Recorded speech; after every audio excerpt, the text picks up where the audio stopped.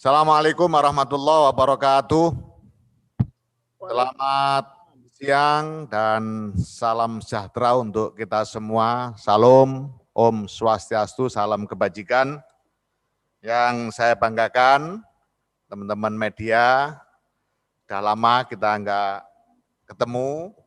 Mudah-mudahan terus sehat selalu dan saya senantiasa mendoakan kami keluarga besar Kementerian Desa, Pembangunan Daerah Tertinggal dan Transmigrasi senantiasa berdoa.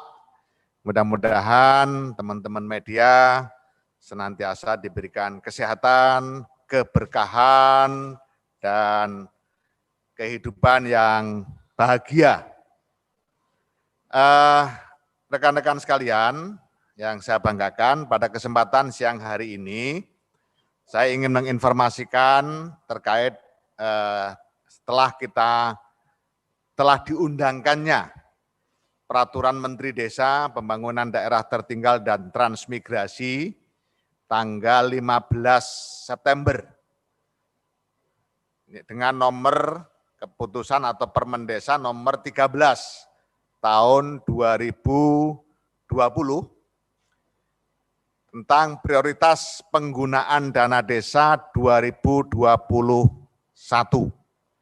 Jadi di bulan September, paling lama Oktober, Kementerian Desa harus sudah mengeluarkan peraturan Menteri Desa terkait dengan prioritas penggunaan dana desa tahun berikutnya. Nah, alhamdulillah pada saat ini di bulan September, pertengahan September, Kementerian Desa sudah mengeluarkan dan sudah diundangkan Peraturan Menteri Desa PDTT nomor 13 tahun 2020 diundangkan tanggal 15 September tahun 2020.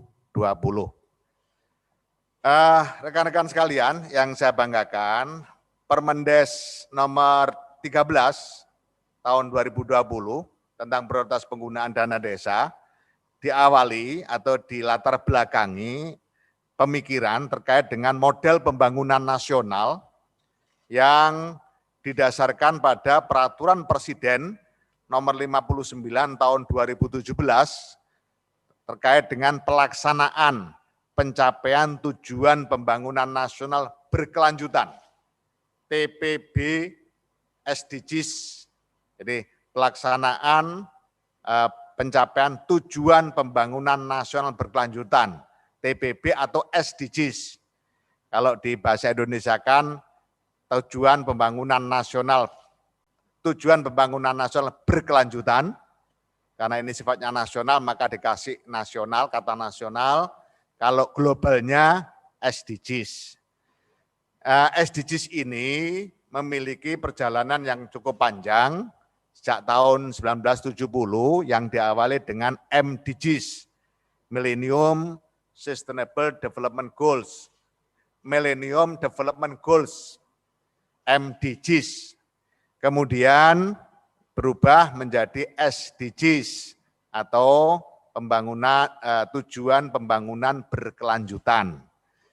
Mencakup seluruh pertemuan tingkat tinggi pembangunan PBB, misalnya di Rio de Janeiro yang menghasilkan Declaration of Environment and Development, World Summit on Sustainable Development, sampai pada pertemuan yang digagas yang terakhir, yaitu Third United Nations World Conference Risk Reduction.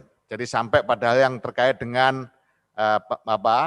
pembangunan berkelanjutan sosial, pembangunan berkelanjutan bidang lingkungan, pembangunan berkelanjutan yang terkait dengan pengembangan sumber daya manusia, dan lain-lain. Dan agenda PBB untuk pembangunan berkelanjutan itu target capaiannya di tahun 2030.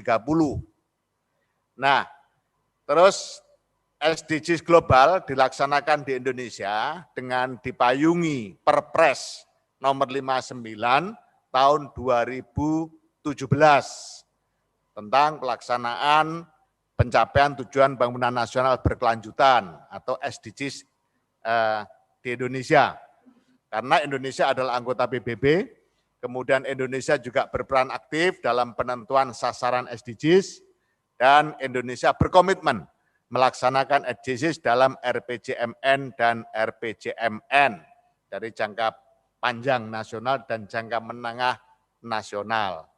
Nah, itu tertuang di dalam Peraturan Presiden nomor 59 tahun 2017 tentang pelaksanaan pencapaian tujuan pembangunan nasional berkelanjutan. Nah, rekan-rekan sekalian, fakta yang kita hadapi hari ini adalah terkait dengan pencapaian SDGs Indonesia, di mana tahun 2016 SDGs di Indonesia ranking atau capaiannya 54,4%. Kemudian naik cukup signifikan tahun 2017, 62,9%. Sayangnya 2018 turun dikit, 62,8% capaiannya. 2019 naik lagi, 64,2%. Dan tahun 2020 naik lagi 65,3%. Artinya ada kenaikan meskipun tidak cukup signifikan. Namun ketika dilihat dari ranking dunia, tahun 2016 SDGs Indonesia menempati posisi ranking 98. Sedangkan 2019 terendah, rankingnya 102 dunia.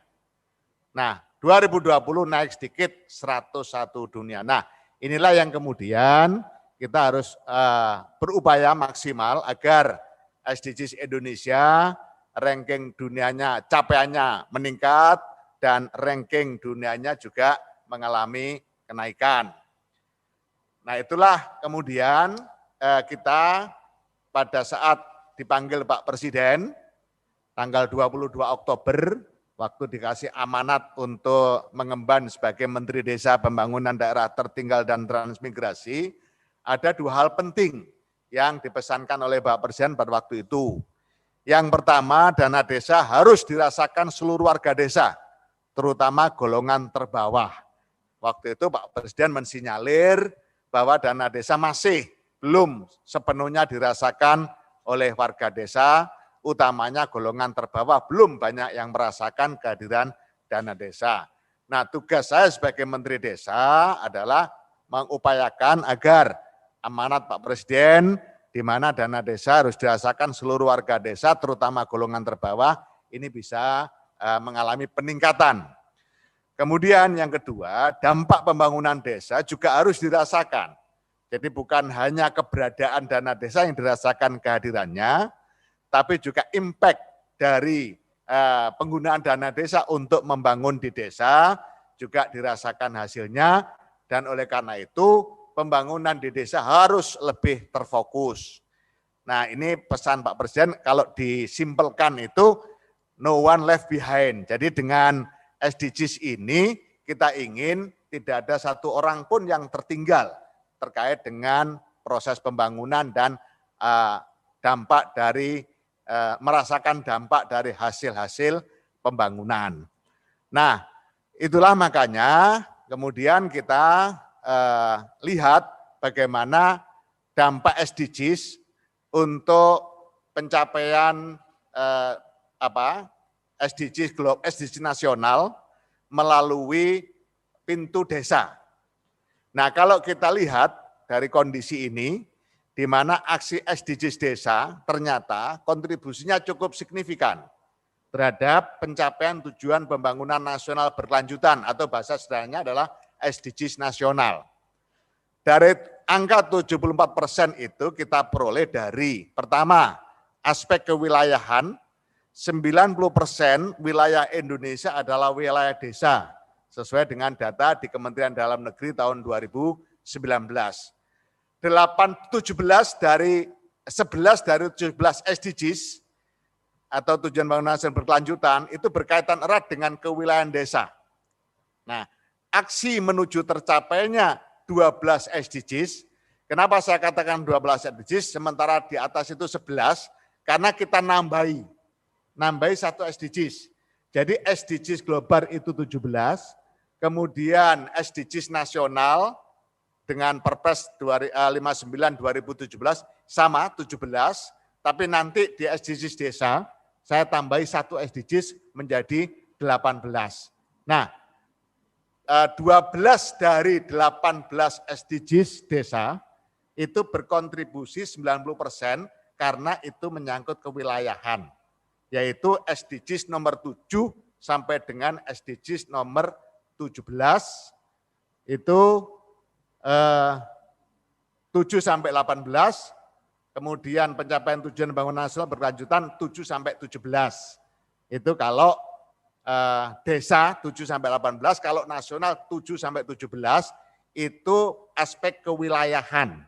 Sementara 90% wilayah Indonesia adalah wilayah desa.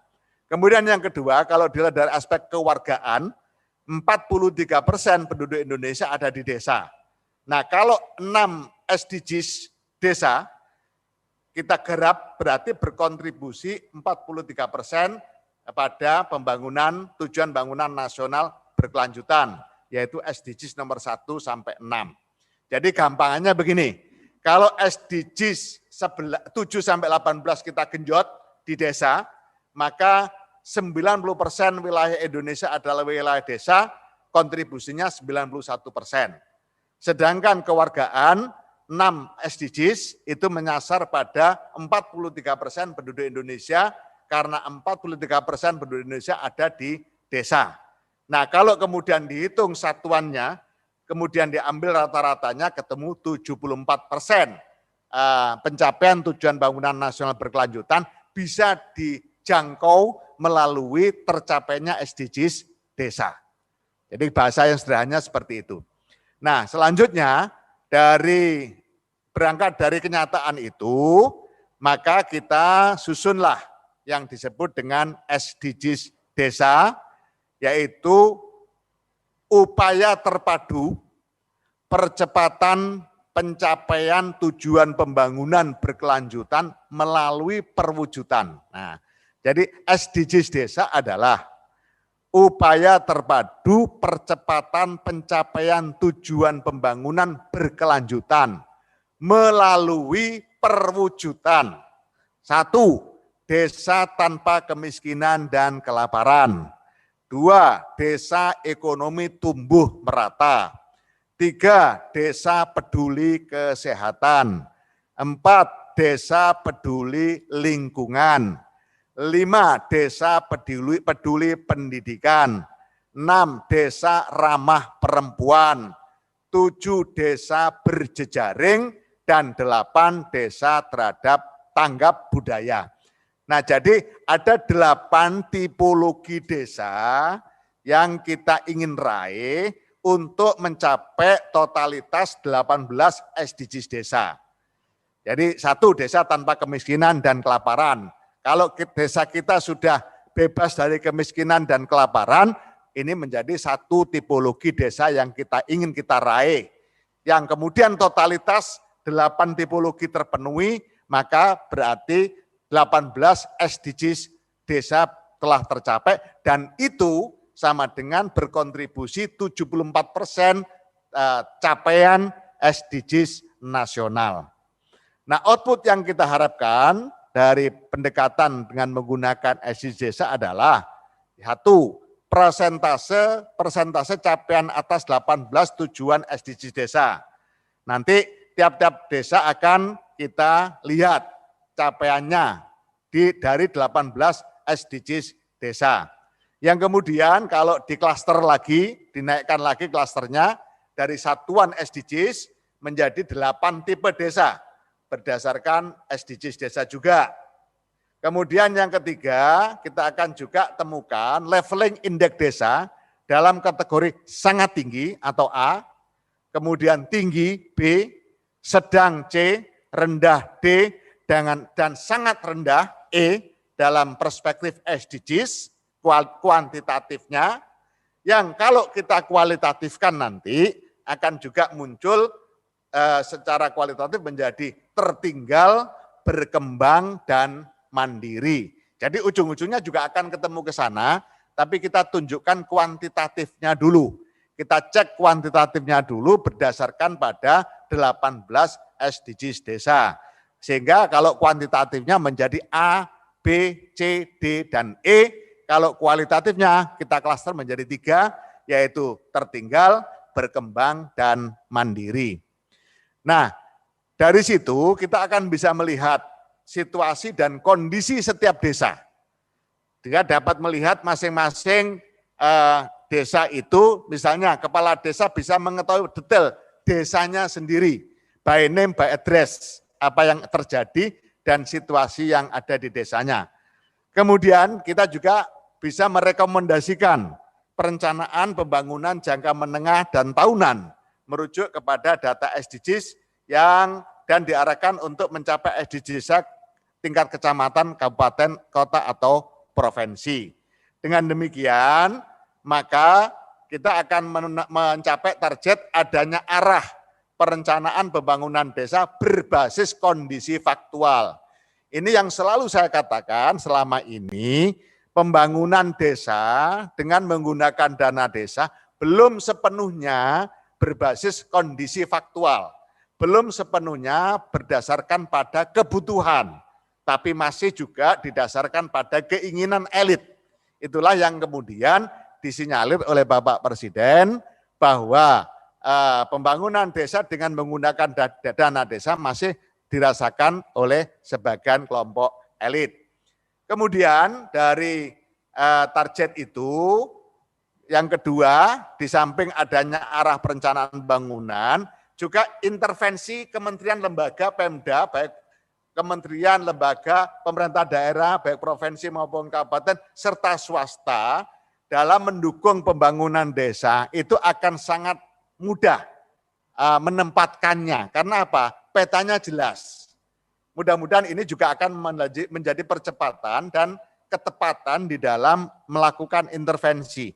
Misalnya sekarang, intervensi dari Kementerian Kesehatan terkait dengan stunting, itu akan detail sekali karena kita akan sajikan data per desa. Intervensi dari PUPR misalnya, mau membangun jalan poros desa. Karena kita inginkan jalan poros desa itu jangan ditangani oleh kabupaten, kota, provinsi, bahkan PUPR. Jangan ditangani oleh desa. Kalau yang ditangani desa cukup jalan antar desa. Antar desa itu 2 desa. Kalau lebih dari 2 desa, seyogyanya ditangani pemerintah daerah, baik provinsi maupun kabupaten maupun pemerintah pusat. Nah dengan demikian maka akan tercapainya tujuan bangunan nasional berkelanjutan secara nasional yang kontribusinya kurang lebih 74% tadi. Nah rekan-rekan sekalian yang saya banggakan, lalu SDGs desa itu dari global nasional kita tarik ke desa, diksi-diksinya juga kita landingkan ke desa, maka SDGs nomor 1, SDGs desa nomor 1 namanya desa tanpa kemiskinan. SDGs desa nomor 2, desa tanpa kelaparan. SDGs desa ketiga, desa sehat dan sejahtera. Nomor 4, pendidikan desa berkualitas. Nomor 5, keterlibatan perempuan desa. Nomor 6, desa layak air bersih dan sanitasi. Ini semua itu ngambil dari konsep SDGs global, kemudian ditarik ke SDGs nasional, dan kita landingkan ke SDGs desa. 7, desa berenergi bersih dan terbarukan. 8, pertumbuhan ekonomi desa merata. Jadi bukan hanya pertumbuhannya aja yang kita pikirkan, tapi sekaligus pemerataannya. 9, infrastruktur dan inovasi desa sesuai kebutuhan, bukan sesuai keinginan. 10, desa tanpa kesenjangan. Ini mengurangi Gini rasio. 11, kawasan pemukiman desa aman dan nyaman. 12, konsumsi dan produksi desa sadar lingkungan. 13, desa tanggap perubahan iklim. 14, desa peduli lingkungan laut. 15, desa peduli lingkungan darat. 16, desa damai berkeadilan. 17, kemitraan untuk pembangunan desa. Nah, tambahannya adalah SDGs ke-18 yaitu kelembagaan desa dinamis dan budaya desa adaptif. Rekan-rekan sekalian, ini kita munculkan karena dari telaah kita secara mendalam, kita belum menemukan adanya penghargaan atau afirmasi, apresiasi terhadap kearifan lokal. Sementara saya selama ini selalu ngomong di mana-mana, jangan sekali-kali merancang pembangunan desa lepas dari akar budaya, keluar dari adat istiadat desa. Oleh karena itu, maka saya tambahkan SDGs ke-18, budaya desa adaptif. Juga di dalam 17 SDGs itu tidak satupun memberikan ruang untuk urusan religiusitas. Nah, makanya kita tambahkan sementara Indonesia dikenal sebagai bangsa yang tingkat religiusitasnya tinggi. Pancasila, sila kita yang pertama adalah ketuhanan yang Maha Esa. Itulah makanya saya tambahkan SDGs ke-8 di dalamnya kita juga menyinggung urusan religiusitas dalam indikatornya. Sehingga SDGs ke-8 bicara tentang kelembagaan desa. Karena lembaga desa kita juga luar biasa banyaknya. Lembaga adat juga menjadi lembaga desa. Kemudian kelompok-kelompok masyarakat dalam bersosialisasi, berkomunikasi, berinteraksi, itu akhirnya juga menjadi sebuah kelembagaan desa. Misalnya kelompok pengajian, kelompok kajian keagamaan, dan lain-lain. Itu juga kelembagaan desa. Nah, makanya, dan itu tidak kita temukan di 17 SDGs. Makanya kita tambahkan SDGs yang ke-18. Nah, rekan-rekan media yang saya banggakan, lalu bagaimana untuk 2021? Nah, untuk 2021, pencapaian SDGs kita arahkan untuk pertama, pemulihan ekonomi nasional sesuai kewenangan desa. Jadi ini fokus 2021. Jadi kalau nanti total itu adalah SDGs global yang diambil secara nasional, kemudian kita tarik ke SDGs desa, tetapi untuk 2021 dan nanti bertahap 2022, 2023, itu tidak keluar dari SDGs 18 SDGs itu. Nah, untuk 2021 fokusnya adalah pertama, pemulihan ekonomi nasional sesuai dengan kewenangan desa. Isinya pembentukan, pengembangan, dan revitalisasi BUMDes atau BUMDesma, atau sama dengan capaian untuk mencapai SDGs desa nomor 8. Yang kedua, penyediaan listrik desa. Sebagaimana kita maklumi bahwa masih ada sekitar 3.000 desa yang belum lari listrik. Nah, program nasional, pemulihan ekonomi nasional terkait dengan elektrifikasi antara lain adalah penyediaan listrik desa. Itu masuk SDGs nomor 7. Kemudian yang ketiga, pengembangan usaha ekonomi produktif, utamanya yang dikelola oleh BUMDes dan BUMDesma. Itu masuk pada SDGs nomor 12. Yang kedua, yaitu program prioritas nasional sesuai kewenangan desa. Yang pertama, pemulihan ekonomi nasional. Yang kedua, program prioritas nasional. Tapi tetap kita sesuaikan dengan kewenangan desa. Pertama, isinya adalah pendataan desa, pemetaan potensi dan sumber daya, dan pengembangan teknologi informasi dan komunikasi. SDGs desa nomor 17. Sebagaimana kita maklumi, ada kurang lebih 11.000 desa yang belum tersalur jaringan internet. Nah, makanya di program prioritas nomor 2 ini kita masukkan di item 1, pendataan desa, pemetaan potensi dan sumber daya, dan pengembangan teknologi informasi dan komunikasi. Kemudian yang kedua, pengembangan desa wisata. Ini juga menjadi program prioritas nasional. Itu SDGs desa nomor 8. Dan hari ini semakin banyak desa wisata yang dikembangkan. 3, penguatan ketahanan pangan dan pencegahan stunting di desa. Ini SDGs desa nomor 2, desa tanpa kelaparan. 4, desa inklusif. Ini meliputi SDGs 15, 65, 6, 16, dan 18. 5 itu keterlibatan perempuan desa, 16 itu desa damai berkeadilan, 18 itu kelembagaan desa dinamis dan budaya desa adaptif. Jadi ini prioritas dana desa untuk 2021. Nah, kalau kita rinci satu persatu, ini sebagai contoh saja, misalnya untuk desa tanpa kemiskinan, apa indikatornya? Pertama, tingkat kemiskinan desa mencapai 0%. Jadi dikatakan desa tanpa kemiskinan kalau tidak ada lagi kemiskinan di desa itu. 2, persentase warga desa peserta SJSN bidang kesehatan dan ketenagakerjaan mencapai 100%. Yang ketiga, untuk menjawab nomor 1, keluarga miskin penerima bantuan sosial mencapai 100%. Ini juga menjawab nomor 1. Kenapa saya katakan menjawab nomor 1?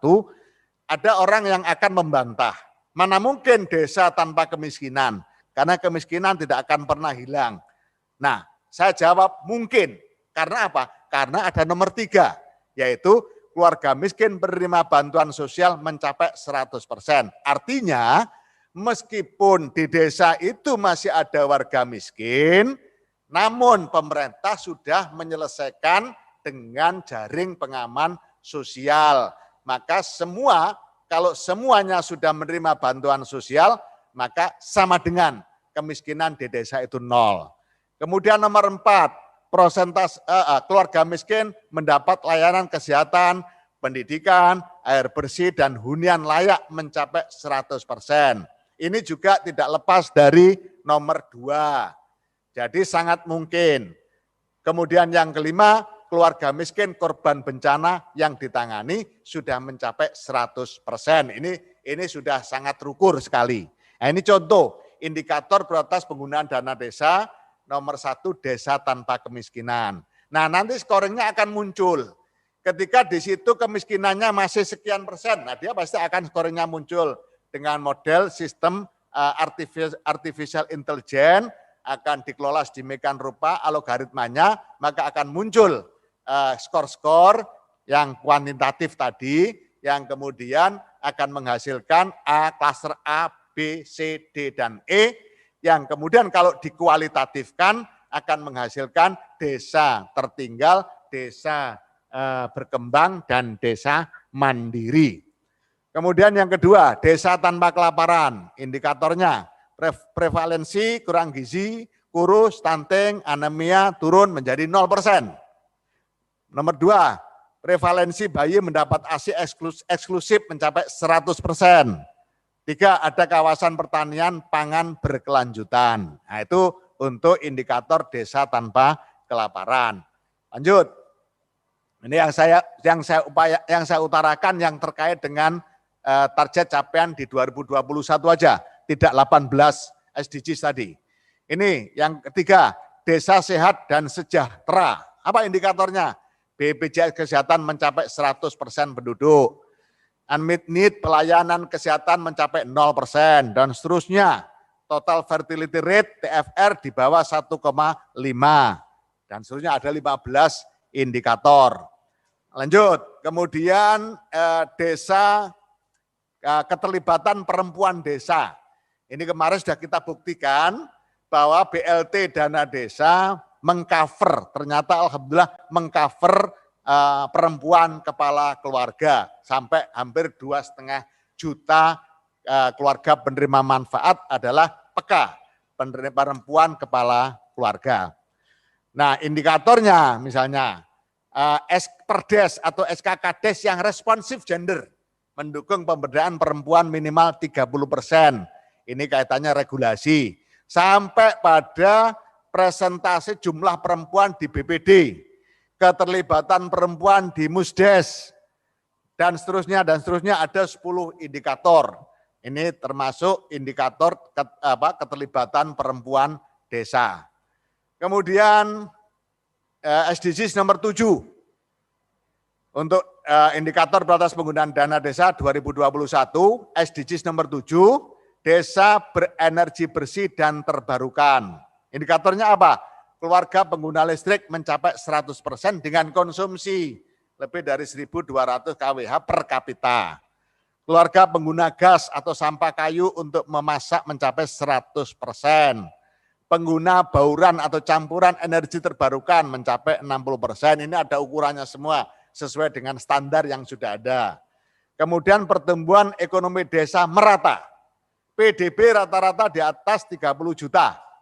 Pekerja sektor formal minimal 51% dan seterusnya sampai wisatawan meningkat dan kontribusi wisata mencapai 8% PDB desa. PKTD juga termasuk pertumbuhan ekonomi desa merata. Nah, kemudian ini SDGs nomor 12 yang juga menjadi bagian prioritas di 2021, konsumsi dan produksi desa sadar lingkungan.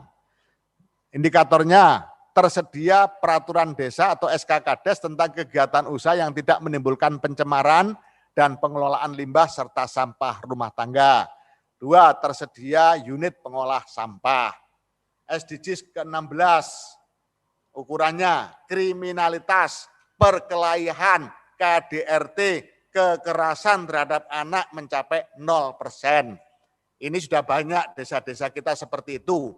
Misalnya kemarin yang saya datangi di Gorontalo, ada namanya Desa Banuraja. Banuraja itu singkatan dari Bali, Banuraja, Bali Nusa Tenggara, Ro itu Gorontalo, kemudian Ja itu Jawa. Jadi Bali, Nusa Tenggara, Gorontalo, Jawa, jadi satu kelompok, satu desa, rukun banget, agamanya berbeda, asal usulnya berbeda. Sekarang tidak ada lagi Jawa, tidak ada lagi Bali di situ, tidak ada lagi Nusa Tenggara, tidak ada lagi Gorontalo, yang ada adalah warga desa Banuraja. Itu bagus sekali kemarin. Nah, itu contoh bahwa selama sekian puluh tahun tidak ada kriminalitas apa-apa. Yang kedua, terselenggaranya gotong royong antar penduduk berbeda agama, ras, golongan. Itu termasuk Banuraja kemarin juga masuk. Pekerja anak mencapai 0%. Nah, ini bagus sekali untuk desa damai berkeadilan. Sampai adanya dokumen perencanaan dan keuangan desa dapat diakses publik, disediakan dalam waktu sehari, dan seluruh pengaduan informasi ditangani. Ini banyak sekali indikatornya. Nah, itu desa damai berkeadilan. Kemudian untuk SDGs ke-17 yang juga merupakan prioritas di 2021. Kemitraan untuk pembangunan desa. Ini sangat penting sekali karena desa tidak mungkin berdiri sendiri. Maka harus ada kemitraan. Indikatornya rasio penerimaan perpajakan terhadap PDB desa di atas 12% per tahun.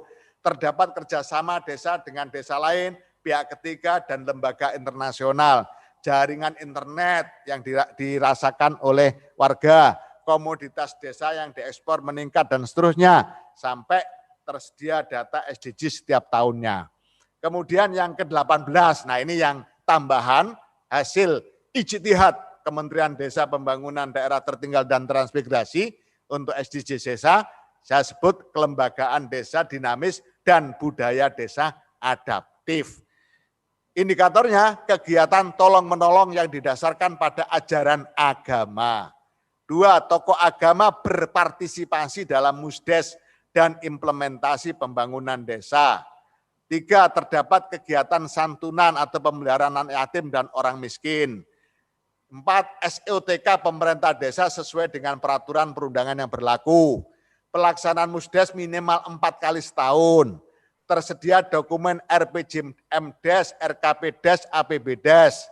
Tersedia peta batas desa yang telah ditetapkan oleh Bupati Wali Kota. BUMDes atau BUMDesma terakreditasi minimal B. Budaya yang dilestarikan mencapai 100% lembaga adat aktif. Penyelesaian masalah sosial melalui pendekatan budaya. Jadi kita ingin agar kelembagaan-kelembagaan budaya yang desa yang bagus itu dipertahankan, jangan ditinggal sama sekali.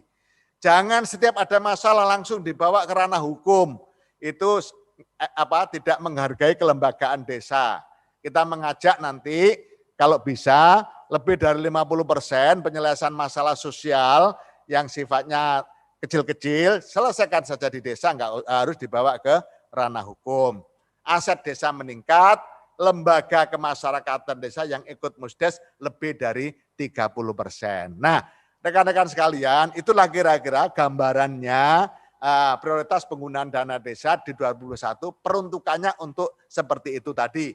3 klaster besar yang dirinci menjadi 10 SDGs, bertumbuh pada 10 SDGs.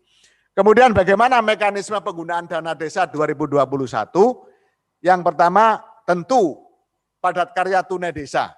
Ini mutlak adanya karena ini akan meningkatkan daya beli, akan mengcover keluarga miskin, kelompok marginal, dan kelompok penganggur. Yang kedua, dana desa harus dikelola dengan cara swakelola.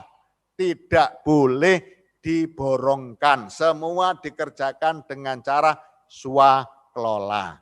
Kemudian yang ketiga, dana desa digunakan untuk pembiayaan permodalan BUMDes atau BUMDesma. Nah, itulah kira-kira prioritas penggunaan dana desa 2021 sesuai dengan Permendesa nomor 13 tahun 2020. Mohon maaf agak panjang karena memang ini keputusan yang sangat strategis. Kemudian tidak lupa saya laporkan juga kepada teman-teman media penggunaan dana desa per 20 September 2020. Pagu dana desa 71 triliun, yang sudah masuk RKDes 51 triliun. Penggunaan dana desa selain untuk BLT, yaitu tanggap COVID 3 triliun, PKTD 5,3 triliun, dan penggunaan infrastruktur lainnya 3,1 triliun, total 26,6 triliun.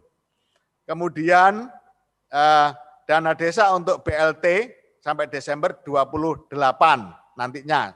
Sehingga total dana desa yang telah dan akan digunakan, jadi sampai Desember nanti itu 40 triliun. Dari 71 triliun yang akan digunakan dan sudah digunakan, akan digunakan untuk BLT, sudah digunakan itu untuk PKTD dan tanggap COVID atau desa aman COVID, itu 40, maka masih ada dana desa yang belum dibelanjakan dan boleh dibelanjakan, yaitu 31 triliun dengan rincian 11 triliun sudah di rekening kas desa, 19 triliun masih di rekening kas umum negara.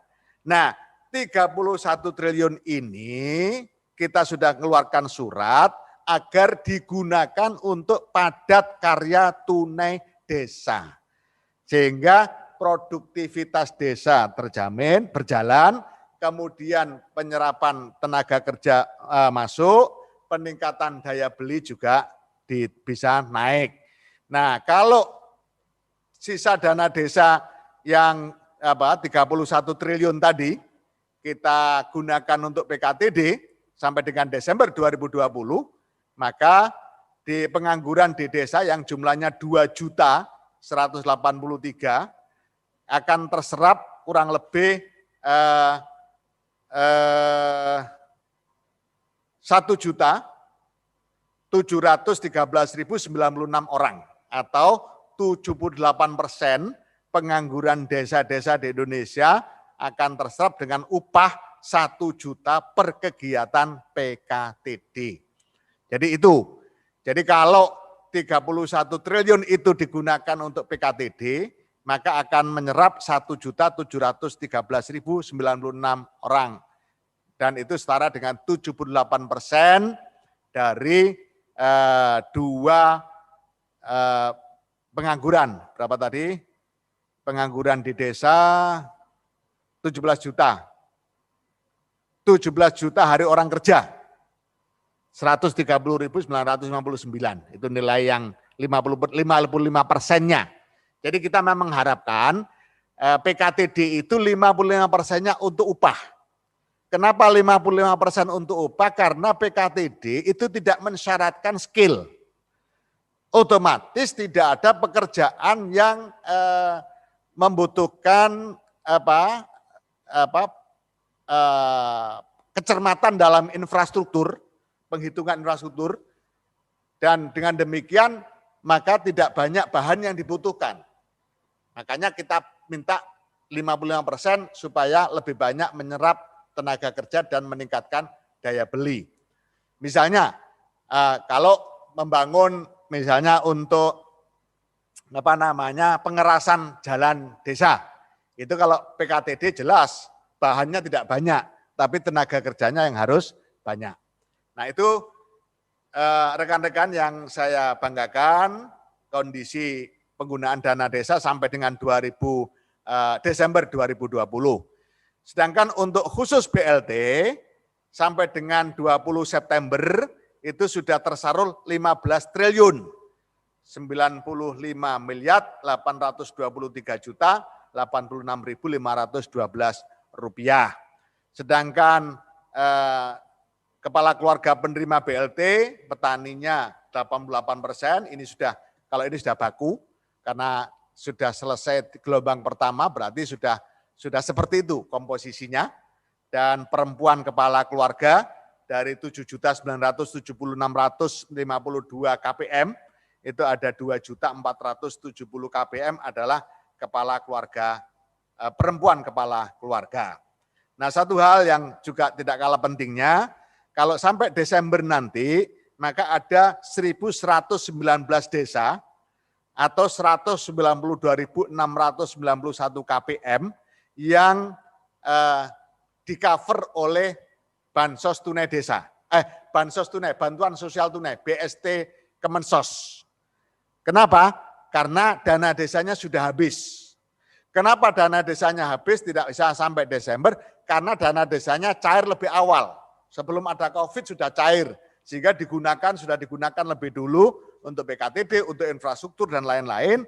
Nah, ketika termasuk untuk COVID-19, penanganan COVID-19, nah ketika kebijakan BLT dana desa keluar, nah dihitung-hitung dan seterusnya, sesuai data yang kita miliki, itu ada yang tidak mencapai Desember, ada yang hanya sampai November, ada yang hanya sampai Oktober, jadi ada yang 2 bulan, ada yang 3 bulan, bahkan mungkin ada yang 4 bulan.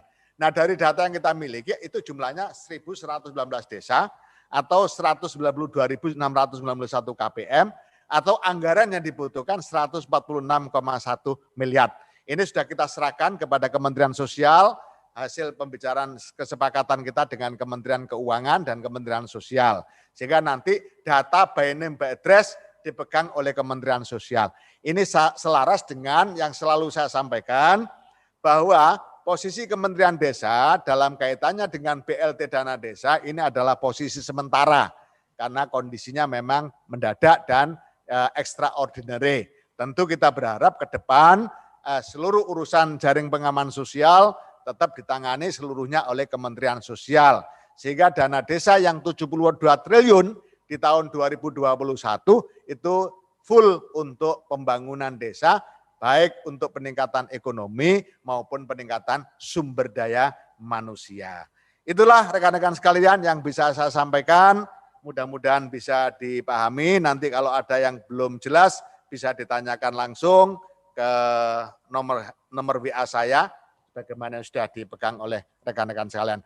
Demikian, terima kasih. Nanti bahan akan dikirim juga selengkapnya. Kurang lebihnya mohon maaf. Assalamualaikum warahmatullahi wabarakatuh. Saya persilakan kalau ada yang ingin konfirmasi. Monggo.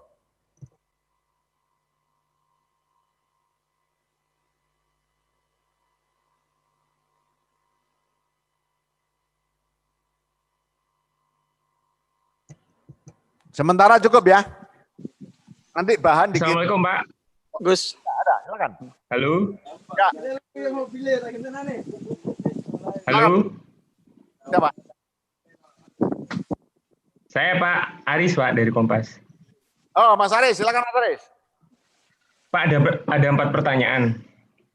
Yang pertama, alokasi dana desa 2021 berapa ya Pak ya? Kemudian yang kedua, kita kan nggak tahu pandemi COVID kapan berakhir. Apa 2021 masih ada alokasi BLT dana desa untuk COVID Pak? Kemudian yang ketiga, untuk SDGs nomor 7, Pak, Desa Berenergi Bersih dan Terbarukan, itu kan ada program yang sejenis dari Kementerian SDM untuk 2021, elektrifikasi di desa. Nah, itu gimana ngaturnya supaya tidak tumpang tindih, Pak? Karena saya lihat rincian dari Kementerian Desa tadi mirip ya dengan apa yang akan jadi program Kementerian SDM di 2021. Kemudian yang terakhir, Pak, yang keempat, besaran dana desa untuk tiap desa kan beda-beda ya Pak ya. Nah, sedangkan target yang harus dicapai ada begitu banyak, berikut rincian-rinciannya, begitu detail. Nah, gimana itu menjamin, kayaknya itu desa itu nanti bakal apa ya, kebanjiran tugas yang banyak ya dengan target capaian SDGs tersebut. Nah, gimana sih Pak jaminan sumber dayanya di desa supaya itu tercapai dengan dana desa yang berbeda-beda di tiap desa itu Pak? Apa mereka nggak kelebihan beban Pak Menteri? Gitu aja Pak, terima kasih Matur nuwun. Assalamualaikum. Salam, terima kasih. Yang pertama, yang terakhir dulu saya jawab. Jadi begini, SDGs desa ini sampai 2031. Yang kedua, itu tadi rincian itu tinggal milih mana yang dimau oleh desa. Kita tidak akan memberikan arahan terlalu detail. Jadi hanya panduan. Misalnya, desa tanpa kemiskinan dan kelaparan. Nah, kita pakai istilah-istilah yang landing itu supaya warga masyarakat dan perangkat desa itu mudah membayangkan arah pembangunan ini mau dibawa kemana. Jadi dana desa ini mau dipakai apa? Biar nggak ada pertanyaan lagi, boleh nggak dana desa digunakan untuk bangun kantor desa? Boleh nggak dana desa digunakan untuk bangun gapura desa? Biar tidak ada pertanyaan-pertanyaan itu lagi, kita pertegas di SDGs desa itu. Sehingga desa tanpa kemiskinan dan kelaparan.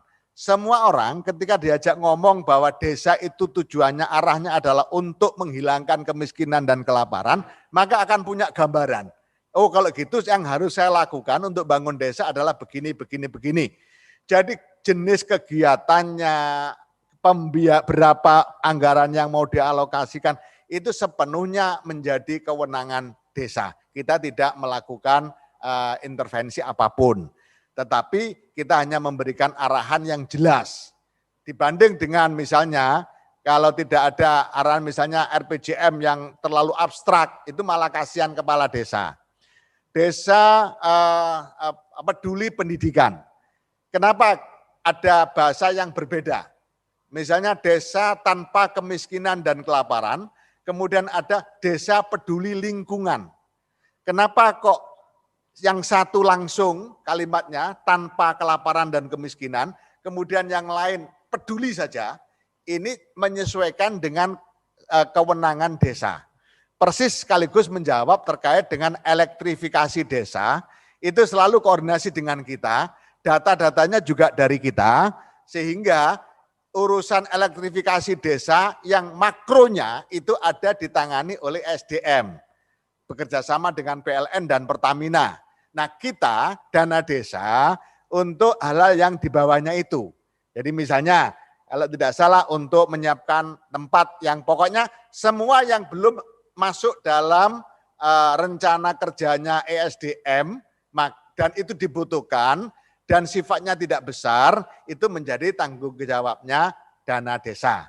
Nah sehingga kalau dana desa untuk elektrifikasi seluruhnya ya nggak cukup juga, atau yang lain nggak kebagian. Nah itu contoh-contoh yang terkait dengan bagaimana memudahkan kita memberikan pemahaman kepada kita semua, desa ini mau dibawa kemana sih? Desa ini utamanya dana desa ini yang digunakan untuk apa saja sih? Nah itu kita siapkan dengan pendekatan yang sudah sangat makro, sangat global, tetapi pelaksanaannya sangat lokal. Nah kemudian juga kenapa kita menggunakan SDGs desa? Tidak menggunakan tujuan pembangunan berkelanjutan tingkat desa. Ini juga ada maksud agar dunia internasional melihat bahwa pembangunan desa kita itu standarnya standar global.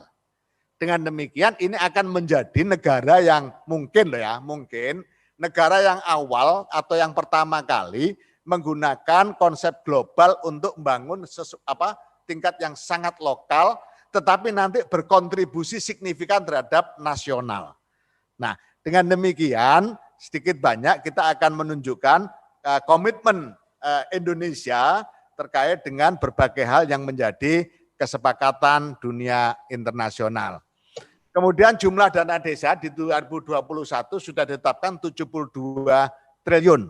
Nah itu formulanya juga sudah disepakati, tetapkan oleh Kementerian Keuangan. Nanti kita tinggal menunggu PMK, Peraturan Menteri Keuangan tentang formula dana desa di 2021. Saya pikir itu, Mas Aris. Yang lain?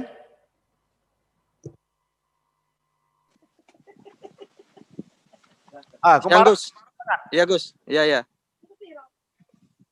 Tadi beberapa sih udah ditanyakan Mas Aris Gus, cuman memperjelas terkait dengan pemanfaatan tadi Gus. Katanya kan masih banyak elit yang ikut. Itu berarti elit menentukannya di mana Gus? Yang pemanfaatan dana desa itu. Sama terkait kan kayak dari desa dimanfaati buat pesantren gitu, berarti harus ada koordinasi dengan Kemenak atau seperti apa seperti itu Gus? Oh, jadi begini. Nanti kalau ini sudah berjalan, itu kan akan muncul mappingnya. Oh desa ini terkait dengan pencapaian desa tanpa kemiskinan dan kelaparan, itu baru mencapai skornya sekian. Berarti butuh percepatan dan ini akan melibatkan, kalau bisa melibatkan pemerintah daerah, baik provinsi maupun kabupaten untuk intervensi, ikut ambil, atau bahkan pemerintah pusat ikut ambil. Dalam hal urusan stunting misalnya, ternyata desa peduli kesehatannya ini kok masih rendah, stuntingnya masih tinggi, prosentasenya jelas, tingkat fertilitasnya juga masih tinggi. Kalau dana desa digunakan untuk itu semua pasti tidak akan cukup dan yang lain nggak kebagian. Nah itulah makanya tadi kita sampaikan juga, dengan model ini petanya sangat jelas, perencanaan pembangunan di desa akan sangat konkret basisnya, dasar pemikirannya, dan yang tidak kalah pentingnya adalah keterlibatan pihak lain, dalam hal ini pemerintah kabupaten, kota, atau provinsi, pemerintah pusat, bahkan swasta, itu akan sangat jelas mau ambil posisi di mana. Misalnya desa peduli kesehatan, skornya rendah, dan tertinggi di urusan stunting. Ya sudah, kita sampaikan kepada Kementerian. Ini loh, masih banyak sekali stunting di sini. Kalau ditangani dengan dana desa, pasti tidak cukup, pasti nggak mampu, karena prosentasenya masih sangat tinggi. Maka Kementerian Kesehatan kita minta untuk intervensi. Ini loh, ada desa yang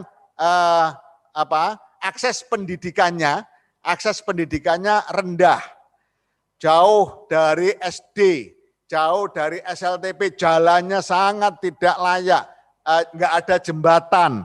Kalau sekolah anaknya harus lewat sungai dan seterusnya.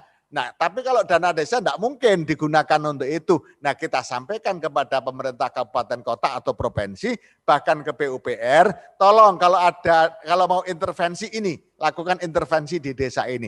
Nah, dengan demikian sinergitasnya itu sangat jelas, di mana, oleh siapa, kapan, dalam bentuk apa, itu betul-betul berbasis data yang kita miliki. Saya kira gitu.